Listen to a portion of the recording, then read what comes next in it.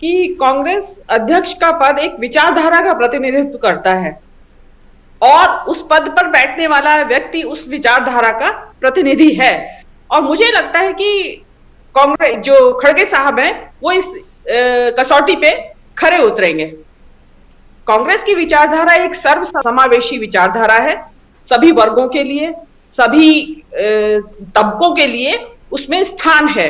तो क्योंकि कांग्रेस सर्वसमावेशी विचारधारा है, इसके लिए उनको जरूरत नहीं है इस चीज को प्रोजेक्ट करने की या इस चीज का ढोल पीटने की कि हमने एक दलित को अपना अध्यक्ष बनाया है। और आपने आज देखा होगा कि ना तो खड़गे साहब ने इस बात का कोई जिक्र किया, ना सोनिया गांधी ने कोई अपने भाषण में इस बात का जिक्र किया। ले इसीलिए ये जो सर्वसमावेशी विचारधारा है, इसके वाहक कैसे बनेंगे खड़गे साहब, इसका मैं आपको दो उदाहरण देती हूं। जो उनकी कार्यशैली रहेगी उसका परिचय उन्होंने पिछले 2 दिनों में दे दिया है। सबसे पहले तो उन्होंने जो अपना ट्विटर अकाउंट उनका नहीं था, उनका ट्विटर अकाउंट खुला तो उसमें जो उन्होंने 13 लोगों को फॉलो किया, उसमें और औरों के अलावा उसमें 2 इंपॉर्टेंट लोग हैं जिनको उन्होंने फॉलो किया। उन्होंने गुलाम नबी आजाद को फॉलो किया है और उन्होंने प्रणब मुखर्जी का जो लेगेसी अकाउंट है जिसको कि डिलीट नहीं किया गया है और वो अकाउंट मौजूद है, उसको उन्होंने फॉलो किया। लोगों ने सवाल पूछा कि भाई गुलाम नबी आजाद को क्यों करना फॉलो या प्रणब मुखर्जी को क्यों करना फॉलो, कि वो बाद में अपने लास्ट टाइम में वो उनका थोड़ा विचलन हुआ था कांग्रेस की विचारधारा से, लेकिन उसका जवाब उन्होंने नहीं दिया, लेकिन फॉलो करके उन्होंने जवाब दे दिया है। आप समझ रहे हैं मेरी बात कि कांग्रेस जो छिटक चुकी है, कांग्रेस से लोग जो छिटक चुके हैं, उन्होंने ये सिग्नल दे दिया है कि मैं उनको वापस कांग्रेस की विचार अपने जो फोल्ड है, कांग्रेस का जो कुनबा है उसमें मैं उसे वापस लाने का प्रयत्न करूंगा।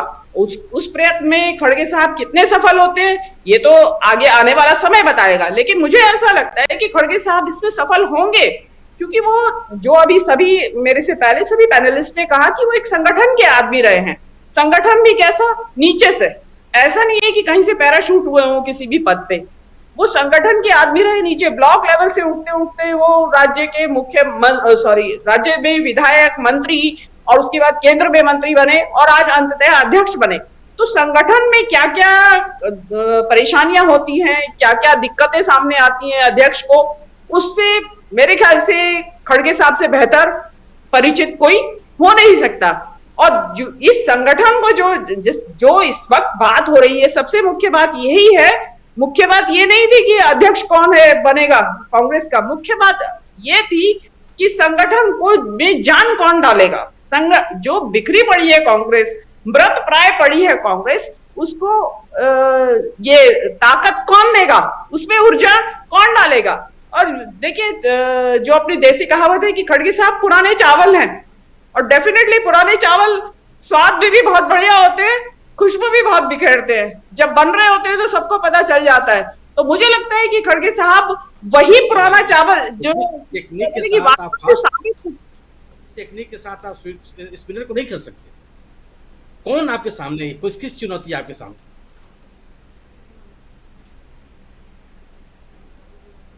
जी सुनील जी की शायद जी, लेकिन मीनू जी अपनी बात आप आगे रखिए। जी जी मीनू जी। सुनील जी कुछ कह रहे हैं? अच्छा नहीं, कोई नहीं। मीनू जी जी प्लीज अपनी बात आगे बढ़ाइए। हाँ, तो मैं आपको बता रही थी कि उन्होंने अपनी कार्यशैली से परिचय करा दिया कि उन्होंने ट्विटर पे गुलाम नबी आजाद को और उनको फॉलो किया। उसके अलावा उन्होंने एक और काम इंपॉर्टेंट किया, वो बापू की समाधि पे गए राजघाट, कांग्रेस के पूर्व प्रधानमंत्रियों की समाधि पे गए और बाबू जगजीवन राम की समाधि पे, वो समता स्थल पे गए। वो भी एक मैसेज था। तो जो खड़गे साहब की जो मैं समझ पा रही हूँ अपनी मेरी विजडम जो कहती है कि खड़गे साहब जिसको कहते हैं बहुत ज्यादा बोलने वाले व्यक्ति तो है नहीं कि बहुत मुखर हैं या फालतू बोलते हैं, वो बगैर बोले शब्दों के बगैर अपने एक्शंस से मैसेज देंगे आगे भी। तो जो दो ये मैसेज उन्होंने गुलाम नबी आजाद और प्रणब मुखर्जी को फॉलो करके और बाबू जगजीवन राम की जो समाधि के ऊपर वो गए हैं अपना पुष्पांजलि अर्पित करने के लिए, तो उन्होंने एक मैसेज दिया है। वो जो कांग्रेस का जो एक पास्ट के साथ कनेक्ट टूटा हुआ था उसको जोड़ेंगे, जो लोग छिटक रहे थे उसको जोड़ेंगे। अब इसमें जैसे सोनिया गांधी जी का ही है, उन्होंने भी ये रोल अदा किया था 1998 में, जिस वक्त कांग्रेस छिटक गई थी, टुकड़ों में बट रही थी बहुत तेजी से। कितनी बनी उस जमाने में, मैं क्या गिनती करवाऊं उसकी। तो सोनिया गांधी के आने के बाद जो कांग्रेस जो टूटती जा रही थी, वो एक जगह संगठित हुई, और उसके बाद जो आपने 2004 में फिर कांग्रेस सत्ता में आई सोनिया जी के नेतृत्व में, और उसके बाद 10 साल सत्ता में रही। तो मुझे लगता है कि उसी इतिहास की पुनरावृत्ति होते हुए मैं देख रही हूं खड़गे जी के नेतृत्व में कि कांग्रेस डेफिनेटली इन्हीं ऊंचाइयों को छुएगी। और आज जैसे आपको मालूम ही होगा कि आज ही मीटिंग भी हुई है CWC की, और उसमें गुजरात के टिकटों के बारे में, वितरण के बारे में फैसला लेने की बात है। दूसरे ये कि सारे प्रदेश में सभी पदाधिकारियों ने कांग्रेस के इस्तीफे दे दिए हैं, जिसका ये मतलब है कि वे पुनर्गठन की तैयारी है। तो अब डेफिनेटली जल्दी ही, बहुत नवंबर का महीना बहुत इंपॉर्टेंट महीना रहेगा कांग्रेस के लिए, भारत जोड़ो यात्रा के लिहाज से भी और कांग्रेस के संगठन के लिहाज से भी। और मेरा मानना ये ऐसा है कि जो कि उदयपुर चिंतन शिविर में भी हुआ था कि 50% पदों पे, संगठन के 50% पदों पे युवा रहेंगे, और बाकी अकॉर्डिंगली जो लोग योग्य रहेंगे उनको स्थापित किया जाएगा।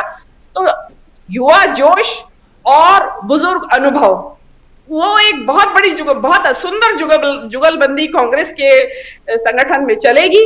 उधर से भारत जोड़ो यात्रा और इधर से खड़गे जी का संगठन की जो क्षमताएं सामने आएंगी, वो मेरा मानना ऐसा है कि कांग्रेस दोबारा से पुनर्जीवित होके, ऊर्जावान होके, और इस देश की राजनीति को एक नई तस्वीर पेश करेगी। जी राजीव जी, एक नई तस्वीर पेश करेगी। हमारे साथ जुड़ चुके हैं सुनील शुक्ल जी। सुनील जी, आपका स्वागत करता हूं इस कार्यक्रम में।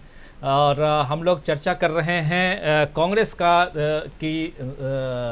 के नए अध्यक्ष।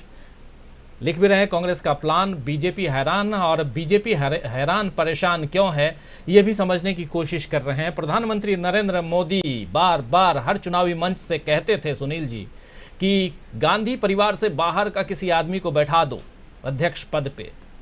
वंशवाद की बात होती थी। आज सारे चैप्टर क्लोज हो गए, धीरे धीरे वो सारे चैप्टर क्लोज हो रहे हैं। एक ये कि राहुल गांधी की जो छवि थी, उस छवि के बारे में भी बहुत सारी बातें होती रहीं। आज मल्लिकार्जुन खड़गे ने भी उस पर जब अपना भाषण दे रहे थे, उस पर भी उन्होंने फोकस किया है और बताया उस अपने भाषण में। लेकिन